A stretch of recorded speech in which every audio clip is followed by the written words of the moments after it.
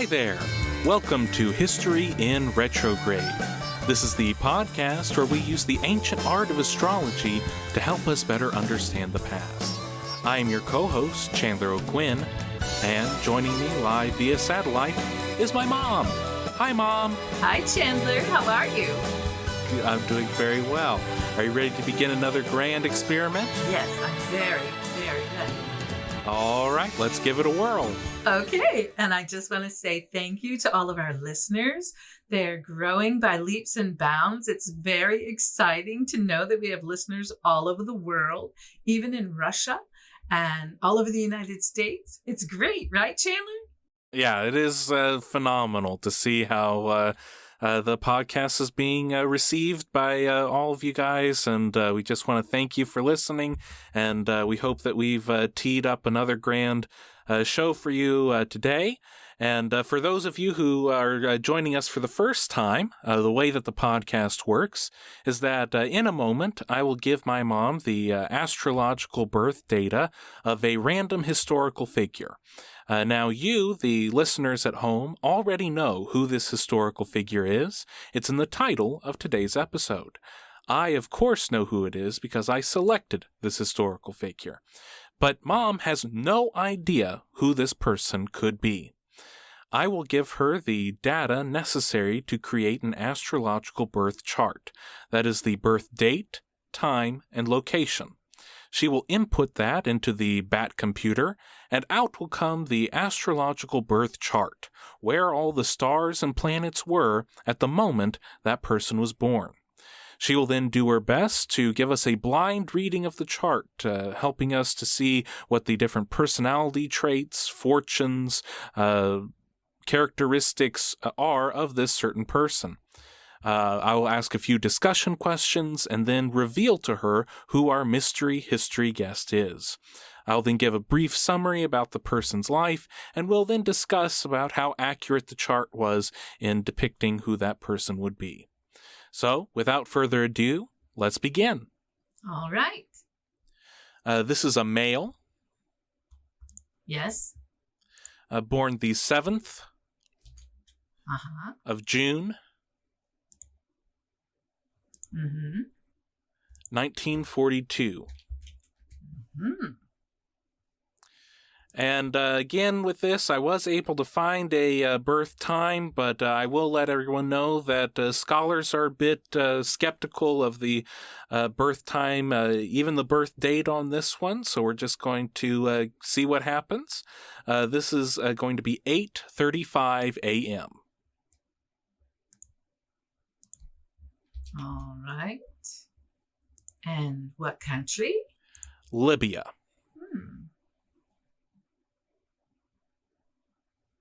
All right. And where?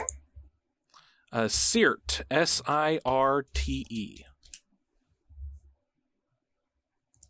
All right. Here we go. So again, for those listening, June 7th, 1942, 8:35 a.m., Sirte, Libya. All right. Very interesting. Very interesting.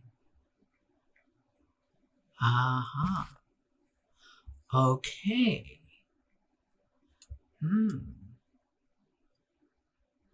All right. This person, again, as with all of your candidates, has a very dynamic chart. Also has a concentration of planets in a house, and has almost all of their planets in the top left quadrant, although they do have planets in the first, second, and third house. And this person is another person who has Leo rising. So we know off the bat that this person is seen as a very dynamic person. They are not a person that would be understated. So we'll start there. I'm going to go ahead and go to this first concentration of planets, which is in the 11th house. And this person has Sun in Gemini at 15 degrees, Mercury in Gemini at 24 degrees, Jupiter in Gemini at 29 degrees. And we have that 29 degree, which is that degree of sorrow. Then Saturn in Gemini at 3 degrees. And then we have Uranus conjunct Venus. Well, Uranus is in Gemini, but it's in the 10th house. And then Venus is also in the 10th house, which is in Taurus. And they have Taurus on the midheaven. So right off the bat, we have a very dynamic personality, a person who is seen as a leader, a person who has a concentration of planets in Gemini, which is the planet, well, Gemini is the sign of communications and all types of communications, but by air, airwaves. It's just, this person has the ability to talk. I would say this person could talk people into anything. When you have this many planets in Gemini in the 11th house, you are able to command groups of people with your words. All right. So at least that's what it should be. And this can go either way. This person has Mars and Pluto in the 12th house. Mars is the planet of war. 12th house is the house of karma. So we have Mars in Cancer and Pluto in Leo in the 12th house. This person was destined to be a leader. If they are not a leader, something has gone terribly wrong because they had to be a leader. They have something they're working out. I don't know. But they also have Chiron. I know I'm jumping around a lot, but I'll come back to it because this is just a very interesting dynamic chart. They have Chiron and Leo in the first house. So Chiron is the wounded healer, right? So having Chiron in the first house has to do with how people perceive you. Your persona is the first house, right? And also first house is ruled by Aries, which is, the god of war also. So, and direction and this kind of thing. Having Chiron there would have given this person a little bit less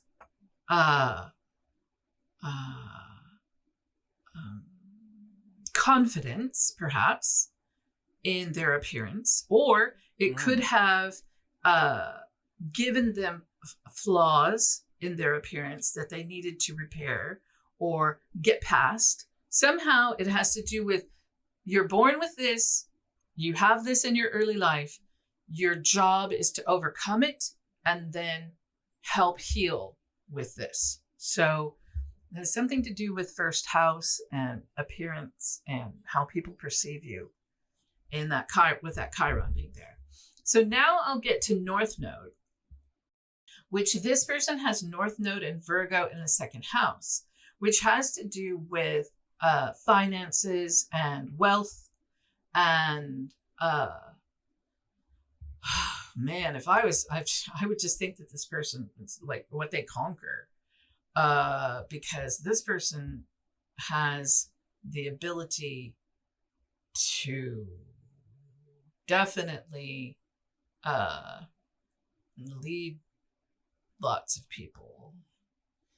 And so Chiron in Virgo, their direction has to do with Virgonian things, which is also ruled by Mercury, but more,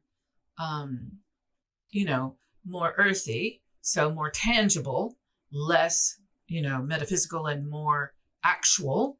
And then the second house is, your belongings and what you love and what you like. This person I want to say because of that Virgo in that particular way. Virgo is normally about, organization and things like that. But in this situation, I would think they would want control. They have Neptune in the third house in Libra, which is very interesting because, nope, that is mistaken. It's in the third house is ruled by Libra, but this Neptune is also in Virgo. It is late degree Virgo. So it's 27 degrees Virgo in the third house, which would make them either have some difficulty in the way they communicate or be very creative in the way they communicate. For some people, this Neptune in the third house of communications, depending on what it's in, but this is in Virgo, so it could make them manipulative, maybe use their power for nefarious things, their communication. That's the dark side. Dark side would be to use that for nefarious things because Virgos are very smart, right? Virgos, I don't know. I mean, all the air signs are very quick and very smart.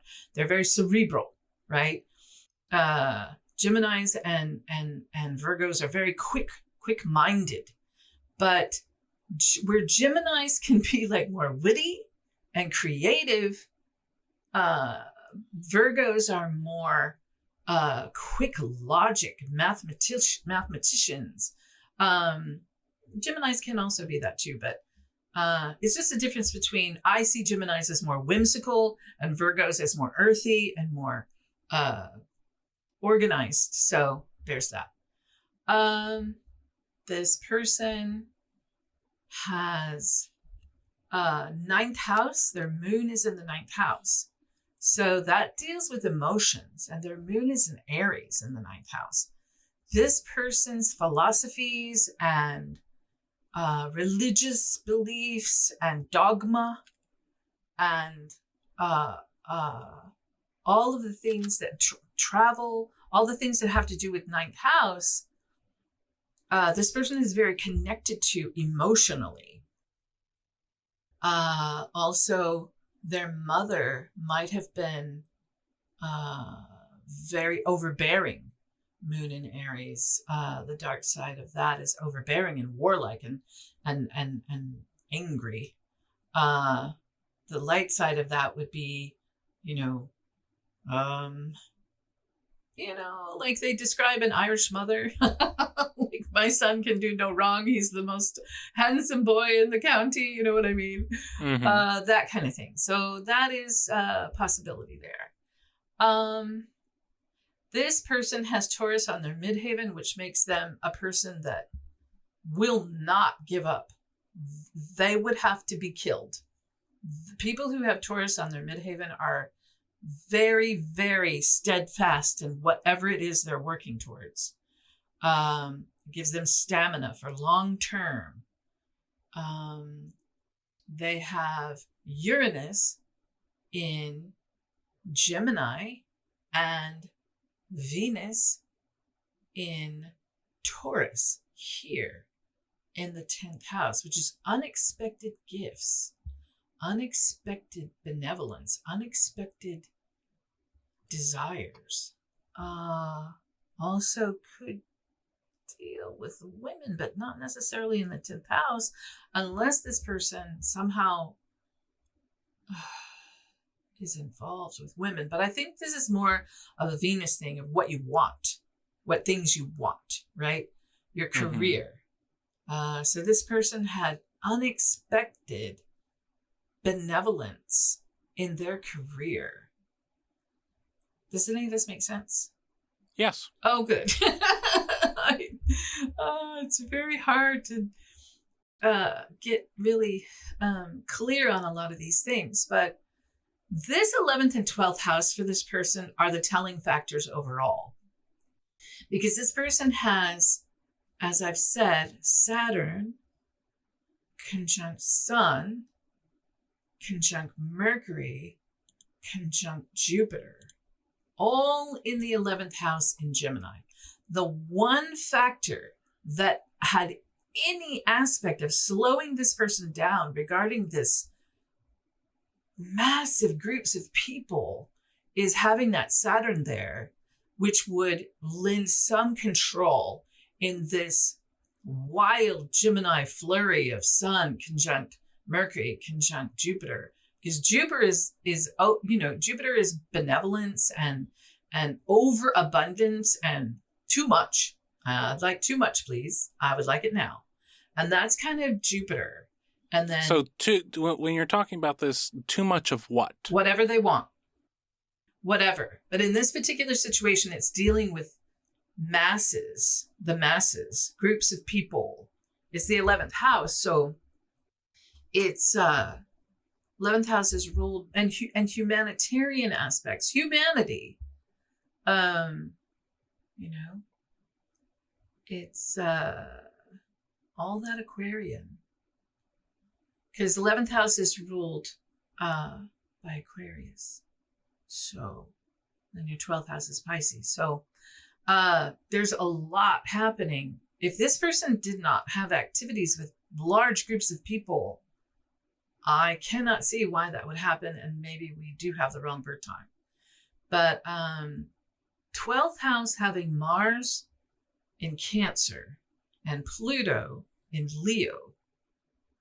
Oof, I cannot imagine that this person was not involved somehow with leadership and war.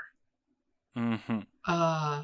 Because this is what they're working with. Leadership and war. Now that Mars in Cancer it's not as dangerous as like a Mars in Aries or a Mars in Leo, or as wild as a Mars in Sagittarius, or as devious as a Mars in Scorpio or Capricorn. You know what I mean? Like, this person could have been a really good nurturing leader, maybe. Mm-hmm. That's possible. But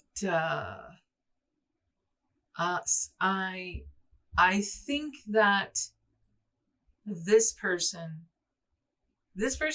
has the potential to be an extremely powerful leader either direction they want to go.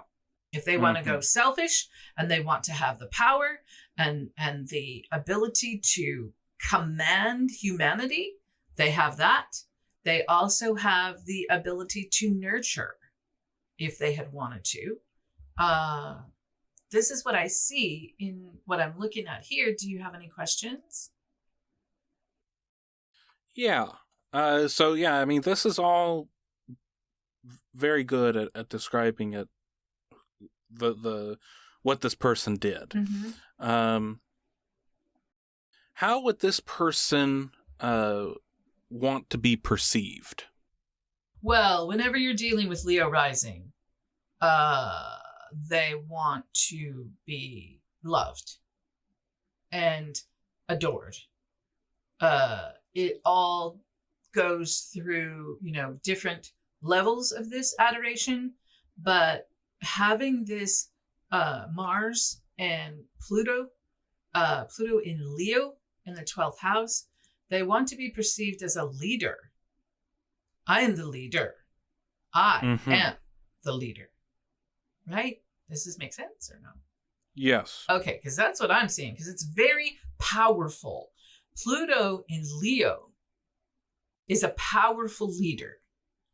Huge power, because Leo is already powerful. They are an essence to themselves, all right, of power. But when you put Pluto, which means power, death and rebirth, in Leo, that's a person this person will not back down. And this Taurus on the midheaven, I would not want to go up against this person and be on their bad side. What is this person's relationship with women? This person has a very interesting relationship with women because they have Moon in the 9th house, which is emotions, right? And they have moon in Aries. So moon in Aries is a very strong woman. An Aries woman is very strong and very fiery. This person would not want, this person could, I don't think this person could even be interested in a woman that would completely submit to him. In other words, this person would need a woman who had some fire, some power. And in this ninth house, though, it's all about philosophy and religion and travel and all those Sagittarian things, which is also independent. But I can't see this person having much respect for a woman who doesn't have some kind of power. Does that make sense? Okay. If he felt that he was being bullied, what would he be capable of? He would kill them. He would just kill them. You don't bully this person. This person, if they didn't actually kill them, then they would destroy them. Does that make sense? Like, there's one thing to kill someone, but there's something else to destroy them. Like, if you destroy someone, is worse. They would have been better off if they were dead than to have this person destroy them. Okay. Does that make sense? Yes. Okay. It makes a lot of sense. Okay. This is not a person to be messed with. I don't think. I mean, if they are, then they're not living up to their potential of this very powerful chart. And what is this person's self-esteem like? Okay, so the caveat to this is that they have Chiron in the first house. So there's a possibility that this person might have an inkling of insecurity, but I don't think so. I think this person knows exactly how powerful they are.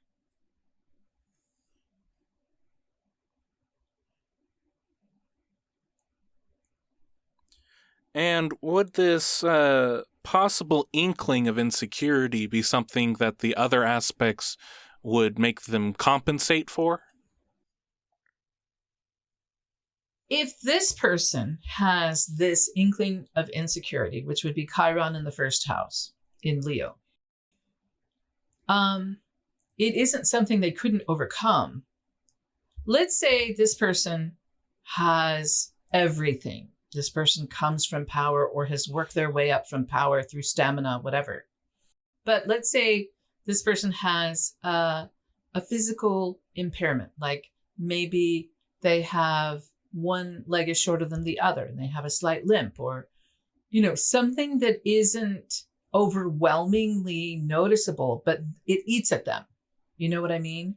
Then this person, I believe, from looking at this chart, would do everything they could to become more powerful, to overcompensate for whatever this small imperfection would be. Does that make sense? Yes. Okay.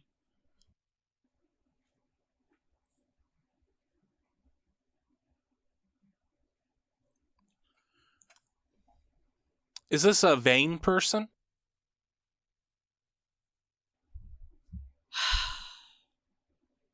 There's a difference between, in my opinion, there's a difference between vain and fact. This person, I believe, would see that they are factually powerful. So that supersedes vanity. Does that make sense? I suppose so, yeah. Okay, so on the one hand, other people could perceive them as vain, but this person doesn't see it that way because this is a fact to them. Yeah. Is there anything else that you can get from the chart that you haven't already talked about? Well, in this short amount of time and not knowing who it is, I would just say that this person should be able, I mean, I have already said everything. They should be able to speak to large groups of people and sway them to any direction they wanted them to go. They have no qualms about being a leader or a warrior at all. Their North Node is dealing with riches and wealth and all of the things that go with material belongings. That's where their North Node lies. So somehow that was all connected in their journey. I think I've gone over everything that I can see on this, just, kind of overall look. They have Scorpio in the 4th house. So they are very possessive of their home, their country, their place, their things. Scorpios are very possessive and can be vindictive and revengeful if someone were to hurt someone they really love or something they really love. Because when Scorpios really love something, they can be crazy. They can be very crazy. They will stop at nothing for revenge if something were to hurt something they love. Okay. Mm-hmm. Now they can hurt what they love. They'll do it all day long, but that's okay because it's them. That's dark side Scorpio. Right. All right. I'm going to go ahead and summarize our findings here. Okay. So this is a dynamic person, not an understated person, seen as a leader. Talk people into anything. Command people with their words. He was destined to be a leader. It's possible that he had an inkling of less confidence, but that he could get past it, and he could get past whatever flaws he might have perceived in his appearance. Lead lots of people. Tangible, earthly goals for him. Wants control. Very creative in communications. Uses power for nefarious things. Religious beliefs are connected to, he has an emotional connection to his religious beliefs. Overbearing, possibly a warlike mother. Will not give up. He will need to be killed before giving up. Unexpected benevolence in the career. Leadership and war dominate this person. Could have been a benevolent, nurturing leader. In any case, he was destined to be a powerful leader and could either use that for benevolence or use it in a way to command humanity. I am the leader. Needs a strong, fiery, powerful woman. He would kill or destroy anyone who got in his path or anyone who he felt wronged him. And even above killing, to draw out, to absolutely destroy and make them suffer. Knows how powerful he is. Possibly use his power to overcome whatever imperfections he might think he has. Possessive, vindictive, revengeful, can be crazy, and will stop at nothing to hurt those who he believes has hurt him. That all sound right? Yes. All right. Would you like to know whose chart you've been reading? Yes. You are looking at the astrological birth chart of Muammar Qaddafi. Oh. Okay. Well, definitely destined for all that. Born to do it. Muammar Qaddafi was possibly born, and I think our chart bears it out pretty well, June 7th, 1942, outside of Sirte, Libya. He was born into a family that was part of the nomadic Bedouin tribe, and this was in Italian-occupied Libya. So in the early 20th century, the Italians, they sort of showed up a little late to the European carving up of Africa, but did get a colony going in Libya and also in Ethiopia, a few other places. And the Italians were known as being absolutely brutal in their taking over of Libya and their administration of this colony. They did unspeakable things to the native Libyans, to the Bedouins who were there, created concentration camps, a very brutal regime there in Libya. And Qaddafi, born in 1942, he was born right in the middle of World War II. And Libya was one of the main battlefronts of this war. So he would have grown up with the tank battles of Rommel and the Nazis and the Allied forces chasing them through the desert happening right outside his home. He was born literally into war and conflict. Not only was this his immediate understanding of the world around him, how the war and how the colonization had affected his family would be told to him from generations past. His grandfather, his father, his uncle, all battled against the Italians in their brutal administration of the Libyan colony. Qaddafi's early education was somewhat limited. He was sent to school just to read and recite the Quran. And this, his religious upbringing was something that was very important to him for the rest of his life and started at a very young age. And it was something truly remarkable in that family for him to have that amount of education to be able to read and recite the Quran for himself. But he showed that he was so gifted and talented with his education that his father figured out a way for him to continue on in his education. And so his father moved around and took different jobs to support the family and sent Qaddafi to the mosque, and he would sleep on the floor of the mosque all throughout the week, do things around the mosque, and then and do his studies. And then on the weekends, he would walk 20 miles to his family's home and help out with the family around the house and around whatever his father needed him to do. And then at the end of the weekend, walk another 20 miles back to the mosque so that he could sleep on the floor and continue his studies. Wow. He continued to excel in his studies and went to secondary school. And around this time in the late 1940s, getting into the early 50s, there were stories being told of this Egyptian leader. His name was Nasser.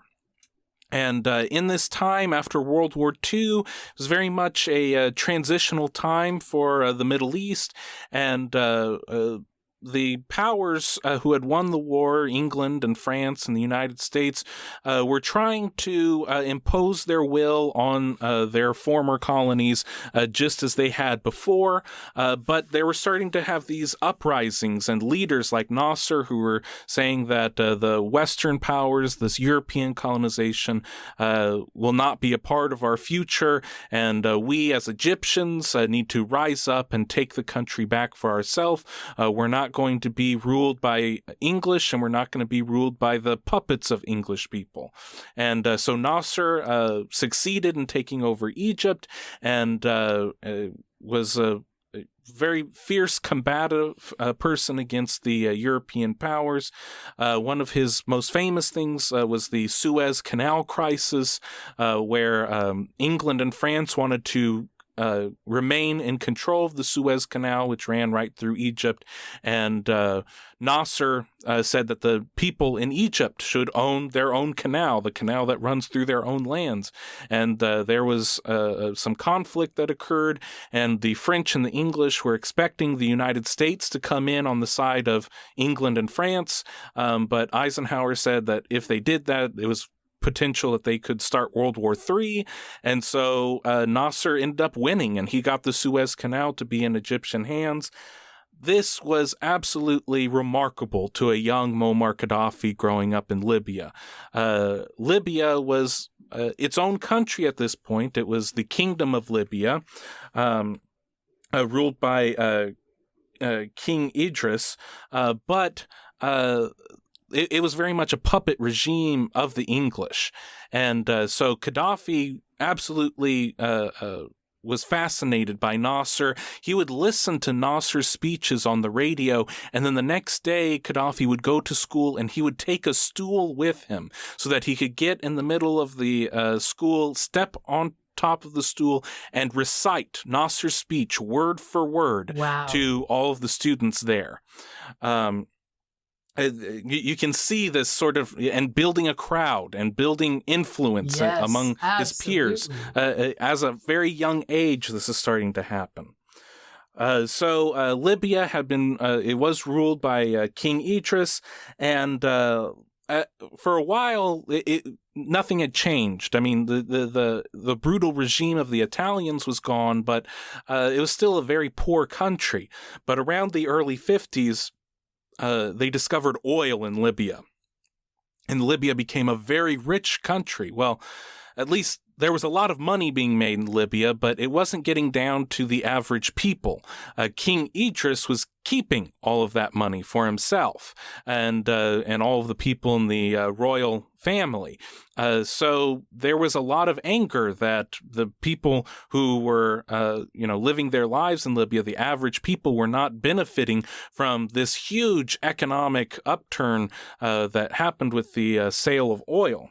This created a lot of resentment, and Qaddafi, as a teenager, developed this plan that would take 8 years to come into complete fruition, where he would infiltrate with his friends into the Libyan army and then commit a coup to overthrow the Libyan government. So he enlisted in the Libyan army. He was trained how to work all of the tanks and all of the different weapons that they had, and he was eventually sent to England to have further training. And the English officers noted that Qaddafi he lacked discipline. He lacked competence in basic drills and in basic understanding of how the army worked and how you effectively fired weapons and everything. And he was most likely mentally unstable. But he was very charismatic and could get everyone to rally around him.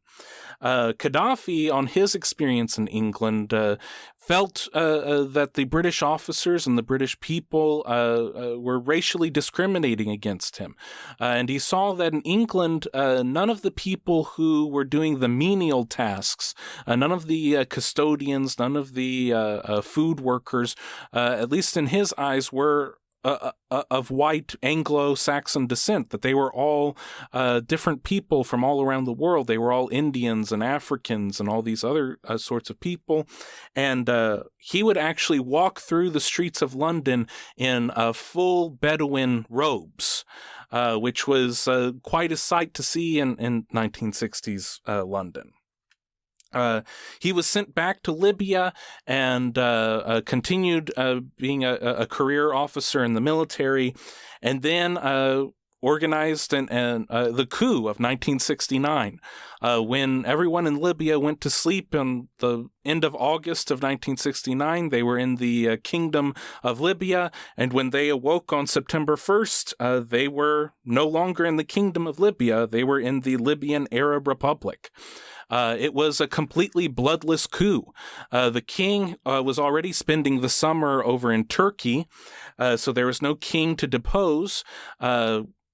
Qaddafi had organized all of his men to infiltrate in the military, and they were already stationed in all of the major military posts, at the radio stations, at all of the major places in Tripoli and Benghazi.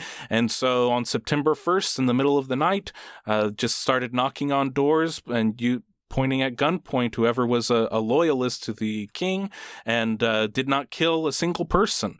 And then when Libyans woke up on September 1st at 6 o'clock in the morning, there was a man on the radio that they had never heard before saying that there had been a coup, there's a revolution, my name is Muammar Qaddafi, I am now in charge of the country. I am the leader. Mm-hmm. Essentially. I am the leader. The country, while it said that it was a republic, he would actually, it would be a completely military controlled country. There would be the free-thinking officers who would be in charge of the revolution, and he would be at the head of that organization. And you would think that the rest of the world would have something to say about this, but Libya was such an insignificant country in their minds that even the Nixon administration and Henry Kissinger really paid it no mind. No one had gotten killed. There was no brutal overthrow. Libya just had a new ruler now, and that was the way it was going to be. Gaddafi, like Nasser, believed in a form of socialism, but Gaddafi wanted to make sure that he was a socialist and not a communist. He was not a full proponent of Karl Marx because that would mean being an atheist, and in Gaddafi's mind, that was a horrible sin. The Muslim religion was very important to him and to his people, so he was going to have some socialist ideas in taking funds from companies and distributing them, wealth redistribution and things like that, but never going towards full communism. And his entire career throughout the Cold War was seeing himself as playing the Soviets off of the United States and the Western powers and being right in the middle and trying to navigate those waters. One of the first things he did was to nationalize the oil industry. So all of the funds, all the profits that were coming out of the oil being sold to these companies, that would no longer happen. Those profits would no longer go to royal families or to corrupt military officers, but would be nationalized and used for the public good. He used the money for education, building schools. Children who never had the opportunity to learn were now being offered to go to school. Literacy rates went through the roof. Healthcare, economic developments, infrastructure, building homes for people, building a social welfare net. He was really making Libya one of the most progressive countries in the Arabic world. And in the early 1970s, Gaddafi felt that the oil companies were not giving Libya the fair price for the oil that was being sold. And so he threatened to embargo that oil. And the companies thought, well, this is ridiculous. They need this money. And Gaddafi said, my people have been surviving on dates and camel milk for generations. We don't need this money. And he made the companies blink. And when he did that, the rest of the OPEC countries realized the amount of power they had on the rest of Europe and the United States. And that is when they decided to use that power to force these Western nations to punish them for things that they were doing. This is what resulted in the oil embargoes and the gas crisis in the United States in the 1970s. If you waited in a gas line in the 1970s, it is very likely because of what Muammar Qaddafi did. So that sort of impact that he had was just a few years into his reign. From a political standpoint, he came up with this whole new theory, or in his mind was the new theory for governing the country, and that, again, that this was not completely Westernization, not capitalism at all, and not Soviet communism, but his own sort of philosophy. And so he started writing the Green Book. The Green Book was a book that came out in 3 different volumes in the mid-1970s, and most political scholars consider this book to be one of the most nonsensical, most impractical political theories ever put onto paper. He said that no one could rent. No one could rent. Everyone had to own their own property and had to own their own house. He said that everyone in Libya had to own their own car, and so started giving cars to people. He also believed that everyone in Libya needed to own their own chicken. So he gave everyone a chicken and a cage to keep that chicken. It did not matter if they lived on a farm, if they lived as a traveling Bedouin, if they lived in a studio apartment. Everyone got a chicken. Huey Long promised a chicken in every pot. Muammar Qaddafi delivered on that and gave everyone a chicken and their own cage. One of the most surprising things of Qaddafi's reign in the early 70s was the progressive gender roles that he believed in. He started giving equal opportunities and equal rights to women, equal pay for equal work. He banned underage marriage. If you were under 16 years old, you could not get married. A woman had to give her consent in order to be married. Education and occupation reforms. Women could work outside the house. They no longer had to cover up with the traditional Muslim coverings. Women could enter the military. In fact, Muammar Qaddafi had his own private security force, which was entirely composed of women. He called it his Amazon Guards. He rewarded women who were loyal to him. There is one a horrific story of a trial that a mock trial, really, that Qaddafi put on during a basketball game at the National Basketball Arena. It was televised across the country and sentenced this man to death. They put a gallows and hung him right in front of everyone. They did not do it properly, and he was choking. And one of the women got out of the stands and dispatched the man herself. Qaddafi rewarded that woman's loyalty with funds and a fortune and government power for the rest of her life. In the early 2000s, people were debating on who would be the successor to Muammar Qaddafi. Had he actually decided to give up power, it was very likely that many Libyan experts said that he would give that power to his daughter, and she would be one of the most powerful women in the Middle East. Now, the reason that this is all so surprising has to go with the things that we also know about Qaddafi, and that he is also responsible for the assault of hundreds and thousands of women. Many of those Amazon guards were most likely assaulted by him. Men, women, children. A very brutal leader who demanded oppression and obedience in all forms. During the early 70s, he also started to become known as one of the most prolific funders of terrorism around the world. The Munich Olympics in 1972, the hostage crisis where Black September and the Palestinians in Black September took 11 Israeli athletes hostage, which would lead to the killing of all of those athletes and many of the hostages, the hostage takers themselves, completely funded by Muammar Qaddafi.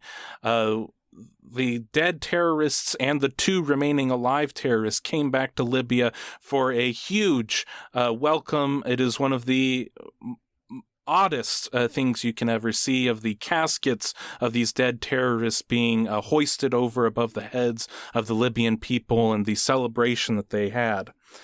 He funded anyone who was pledging themselves against the Western powers, so people like the Black September, also the Irish Republican Army and all of the bombings that they did against Margaret Thatcher's government and the people in England, the innocent people in England and Ireland and all over the place. They were funded and given supplies by Muammar Qaddafi, and anyone who was pledging themselves against Western powers. That meant people like Nelson Mandela as well.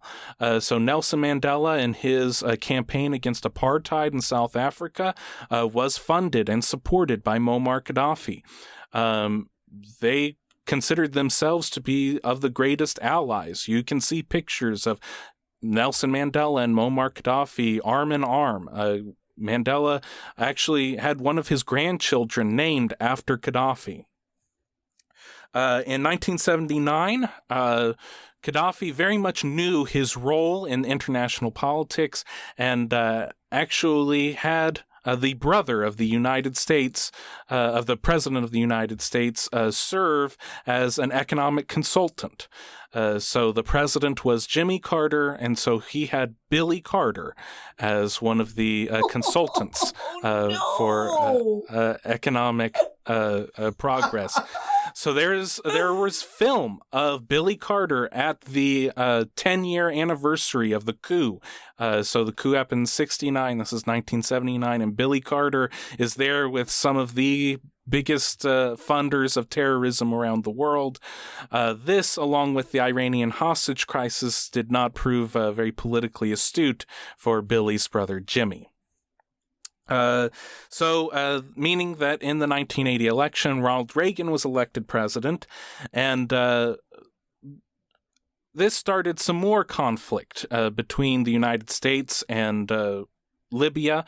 Gaddafi very much felt that the United States was bullying them. And one of the things that Reagan did was to empower the military, provide more funds, and really boost up military power all over the world.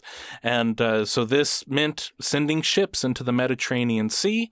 One of these aircraft carriers went into the Mediterranean, and Gaddafi said that there was a separate part of the Mediterranean that was the Gulf of Sirte, and that if the American ships entered the Gulf of Sirte, they would be crossing the line of death, and that Libyan military would have no choice but to fire upon U.S. ships.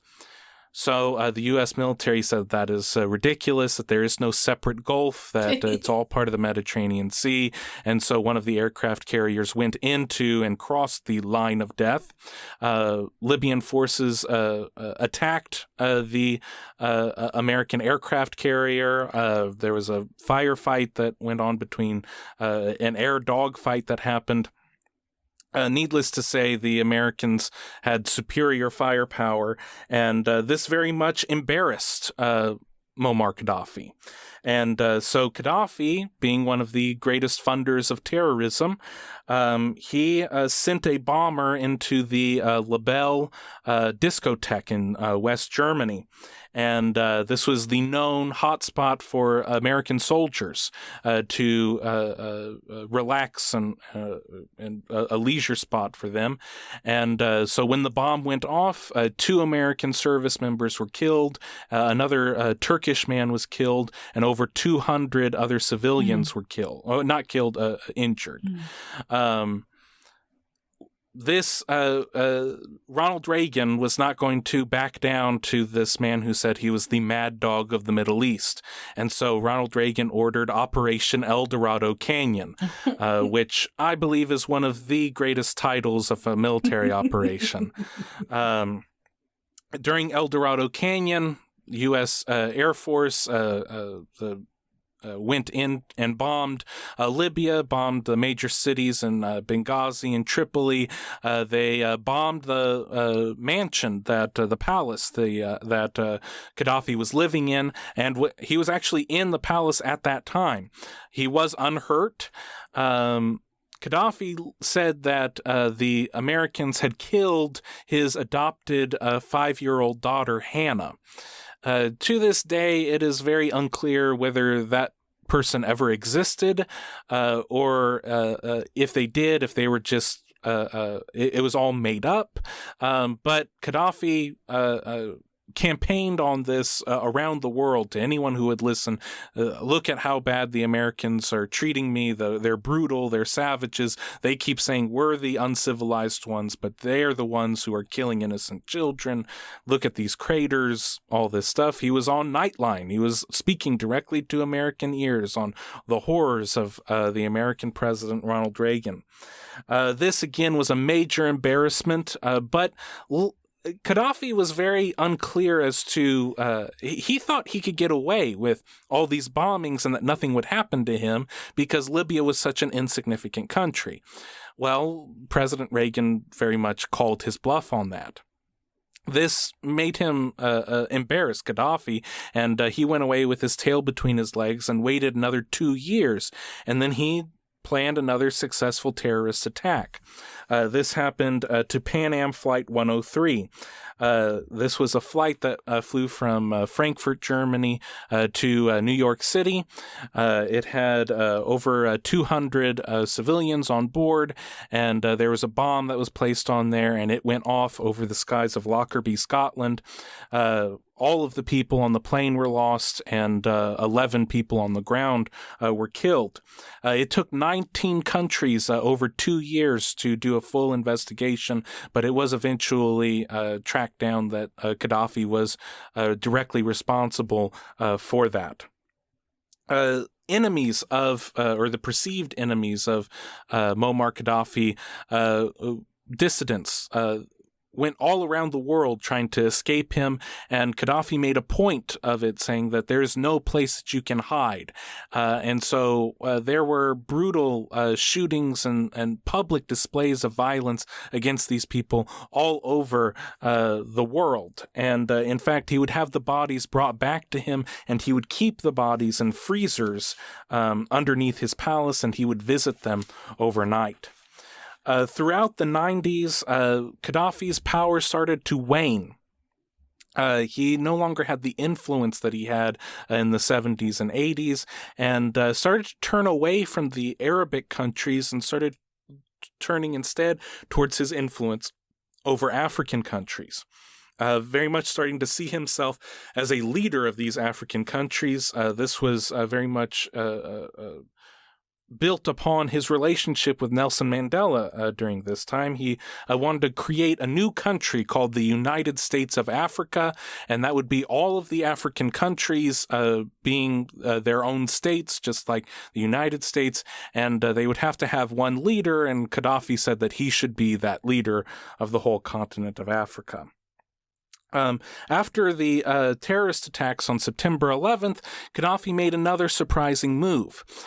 He was one of the first Arabic leaders, one of the first leaders in the world to publicly condemn those attacks, to offer his condolences to the families who lost their lives during the attacks, and pledged his support to the United States and to the NATO allies to offer any intelligence that he had on the terrorist cells in the Middle East. This completely changed his relationship with the United States and the United Kingdom. Libya was granted full acceptance in the international community once again, and he actually followed up with his actions and started giving intel on all of these different terrorist cells. The relationship between Libya and the Western countries improved so much that people in the United Kingdom, the intelligence agencies, actually started to look for Gaddafi's critics and capture them and bring them to Gaddafi on a silver platter, where they are subjected to all sorts of tortures. Gaddafi very much thought that his relationship with the United States had completely improved. Upon a visit with Secretary of State Condoleezza Rice, Gaddafi said that they would be later going on a date together. When Barack Obama was elected president, Gaddafi saw this as his brother. He went onto the spoke to the United Nations saying that Barack Obama was his fellow African lion. He completely believed that everything was fine between Libya and the United States and that everyone had forgotten all of the things that he had done in the 1970s and 80s. Then in 2011, the Arab Spring sprung. And so protests went up all across the Middle East, in Iran and other countries. These protests made their way to Libya. At first, Gaddafi was very confused. He thought that the people absolutely loved him.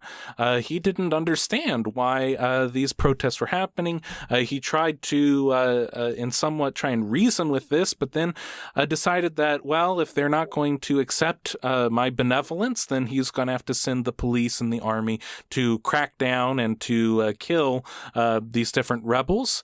And the rebels answered back by putting whatever munitions and rifles and things that they had into their pickup trucks and started to attack the Libyan bases around Tripoli and Benghazi.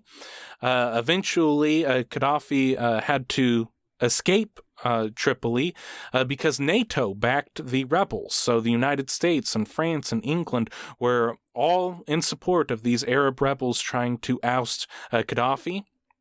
Qaddafi eventually made it back to Sirte and then had to run away from Sirte, and Qaddafi's story ended in a sewer pipe in the deserts of Libya where rebels caught up with him, punished him in all sorts of horrific ways, and then eventually killed him. And his body was put on display in a market in Libya, and people lined up for miles around, hundreds and thousands of people coming to see that the mad dog of the Middle East was in fact dead. And that is the tale of Muammar Qaddafi. I think that the chart bears out a lot of what this man did. He was very much a leader, and he was very much destined for that, and leadership and warfare consumed his entire life. I think that it bears it out all very well. Well, I have to agree with you, Chandler, and that is quite a story. A lot of these things that you bring into light are nothing that we ever learned in school, not in this deeply. We have heard the names, we have reputations associated with these names, but we don't necessarily know in-depth stories of these people. So I find this very, very interesting. I will say that hearing the story and looking at the chart and understanding all these different aspects, for instance, the moon in the 9th house in Aries with the warrior women, that makes perfect sense. And then the undeniable, I am the leader, period. There is no question involved here. And the way that he took power, it's all very clear in his chart. And also, I remember you saying that the British said that he was possibly insane, which, clearly all the different activities that went on in his lifetime show that there is a level of insanity there, which also can be an affliction to the first house, meaning first house is ruled by Aries. Aries rules the head, right? And having Chiron there could make you crazy. And also it's possible to have Neptune in the 3rd house could also make you crazy. And that Saturn conjunct all of the other things in Gemini in the 11th house is absolute control of the people, right? So there's quite a bit more to look at here in the chart when you understand what was happening. But on that same note, there are many, many leaders throughout history that have no boundaries in what they will do when they choose to, whether it's to women or children or entire nations or whatever they do. That includes all leaders. This is a person who felt he had no boundaries and that he was not going to accept any boundaries, and that he was in the right in doing that because his thoughts and his actions, in his opinion, were the best. But some of the things that he did were positive things for that. I know. Mars and Cancer in the 12th house, nurturing things, providing people with homes, providing people with food, providing people with vehicles, Providing people with chickens. With chickens. That's very nurturing, and that's very Mars in Cancer. So very nurturing. But there was no way that this man was going to live his life and not be a leader. That was a given. That's 12th house. So very, very interesting choice, Chandler. It's very, very good. Well, on our scale of right on the money to way out in outer space, I think this is another one. Right on the money. Well, this concludes another episode of History in Retrograde. We'd like to thank you so much for listening. And if you'd like to reach out to us, we're available on all of the socials. History in Retrograde at Facebook, Retrograde Podcast on Instagram, historyinretrograde@gmail.com. Please drop us a line, let us know what you think, and if you have any suggestions for future episodes, let us know. And as always, in conclusion, as long as your houses are in order and the stars are aligned, everything will be just fine. Thank you so much for listening. We love you. Bye-bye. Bye-bye.